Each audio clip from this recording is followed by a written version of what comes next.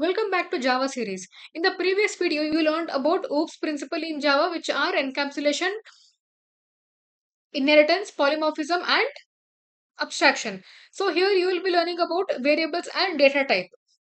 So I have been telling, I have been giving an example of Amazon application or a hospital management system. So how the data is stored? Do we store everything in a single file or in a single variable? No, we store them in a different variables. Take an example of a student. Student data includes name, age, the marks is secured, and all those. So name contain the alphabet characters, right?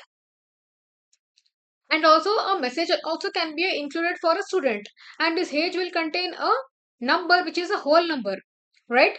So in such case, we will store them in a variable, and it's mandatory to define a type of variable.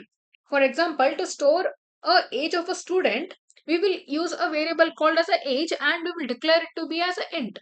Why? Because int stores only whole numbers. Age cannot be divided or age cannot be a decimal, right? Age is a whole number. For example, a student age is 21. So we are storing it under a variable called as age under int data type, because int stores only whole number. And student's GPA is 9.2. GPA can be accurate or it cannot be accurate. And we store it under a double data type, because double stores a integer value or a fractional part. Clear? Double stores a fractional value or double stores a fractional value, right? And the name of a student is stored with under string data type, which is clear. And this is the syntax you create this is a syntax you follow to create a variable name. It starts the data type followed by a variable name which is equal to a value. Here you see int is a data type followed by a variable name age, where we are storing 21 under age, because age cannot be a whole number. Sorry, age cannot be a decimal number, right? Similarly, the decimal number 9.2 is stored in double under a variable GPA. Clear? Boolean, about Boolean data type, like I would be explaining at the at the end of this video. Now, hope so the variable concept is clear. So variable will act like a labeled box. For example, this is your label. Age is a label which will act like a label box where we can store a value inside a label. Clear? And the label will tell what type of value is stored. Clear? Now moving on to the data type int. As I mentioned, integer stores only whole numbers. So if you try to store decimal or a floating number, it will throw you error. Or it will, if you try to store the decimal or floating point number, it will store only whole numbers. It will ignore the decimal part. Here you see 21, 95, 2025 and 0 all are a positive whole numbers. Clear? And it is stored with the different variables, but they fall under same data type, right? And the last example is in temperature equal to -5. -5 is a negative whole number, but even that can be stored under integer data type. And next data type is double. Double will store a decimal or a floating data type. Yes, and take an example. Here we have 9.2, 3.14 to 99.99. So all these are a floating point numbers. Clear? And if you want to use, and whenever we are using them, we have to always use the keyword int and double. We have to not use integer, decimal, floating. That is not wrong. Instead of int, you cannot use integer. Instead of double, you cannot use decimal. So it will throw you an error. Hope so it is clear about integer and double, right? And next what you have is string and boolean. As I mentioned, the sequence of characters or messages or even words can be stored in a string. So here we see Rahul, Hyderabad, hello followed by exclamatory, and Java 101. All these are words, and also word followed by a number. is treated as a string. Clear? Since you're enclosing it within double quotes, so Java will treat this particular value as a string. And next what you see is an empty quote. It's an empty double string. It's an empty double quotes. But since even though it is empty, Java is taking it as a variable name. Clear? It will store empty double empty quotes in the variable name empty. And next what you have is 123. You might be wondering, if I try to execute this, then it may throw me a, then it will provide a data type as an integer. No, that is wrong. Here 123 is a integer value, but since we are storing it under a string data type, it is stored as a string. So when you try to print this number, it will show you as a string itself. Clear? And next what you have is a boolean. Boolean will store only two values, that is true and false.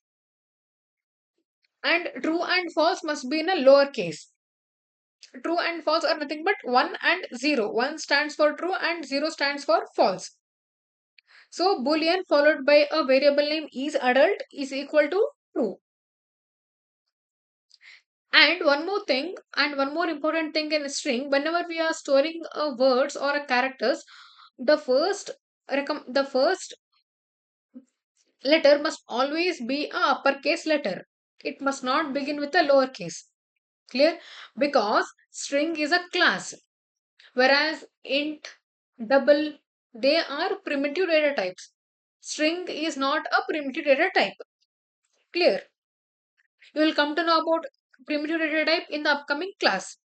And boolean values, they are used in the conditional blocks. I'll explain how they are used. Here we have created a file name called as a datatype.java, and this is a class name followed by a entry point, that is a main function, and here we are storing student details. String name equal to Rahul, which is stored in a variable called as a string, sorry, variable called as a name under string data type, and age under int, and which is stored under within age variable, and this is not decimal, and marks stored under double similarly, and next is a boolean value true, which is stored under placed, which is of boolean type. Clear? And we are trying to print all this. Now let's try to print it. Hope so it is visible. Name is printed as Rahul.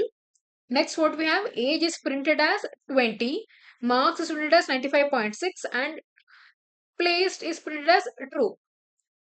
Now, okay, here it is ERR. We can change it to OUT. This is not an issue. Now I have a challenge.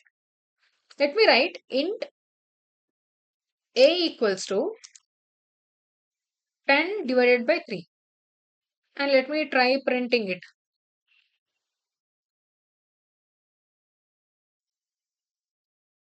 So what will I get?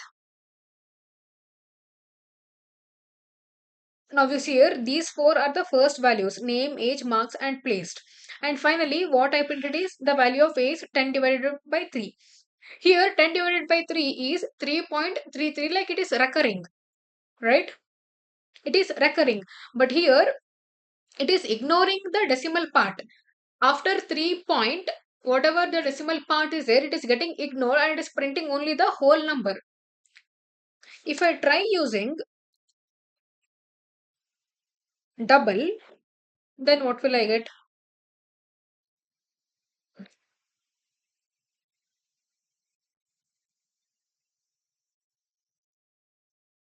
Now try printing it.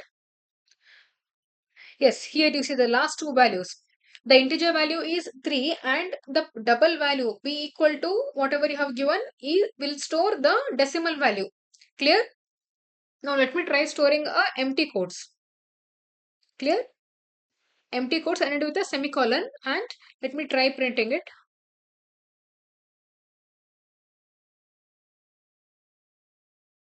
Yes, here you see.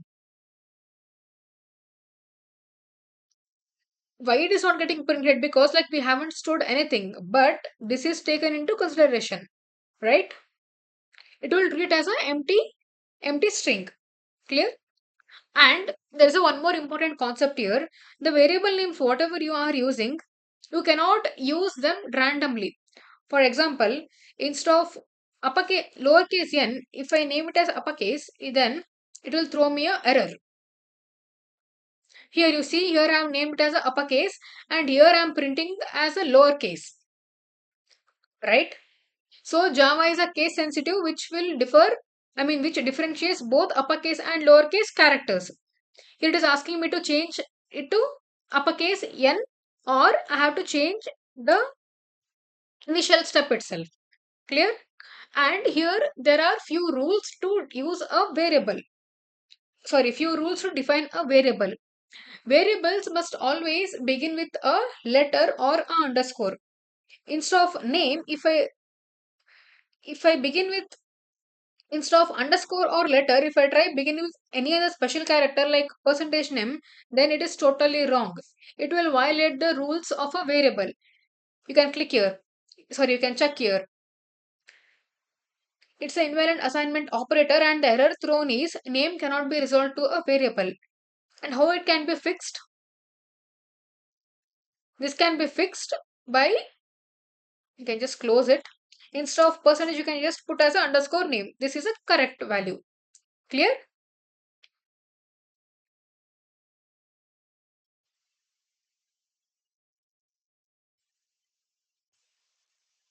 Clear?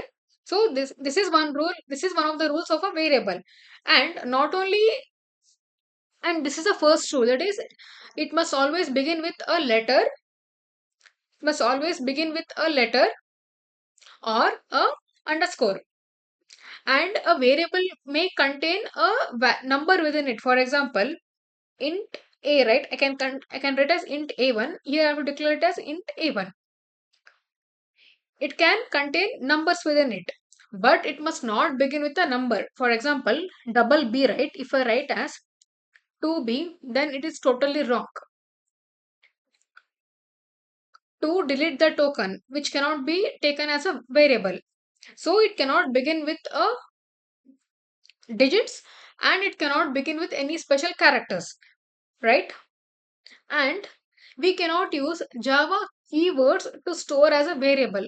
Java keywords are nothing but double, string, int, system, and yes, public, static. All these are Java keywords.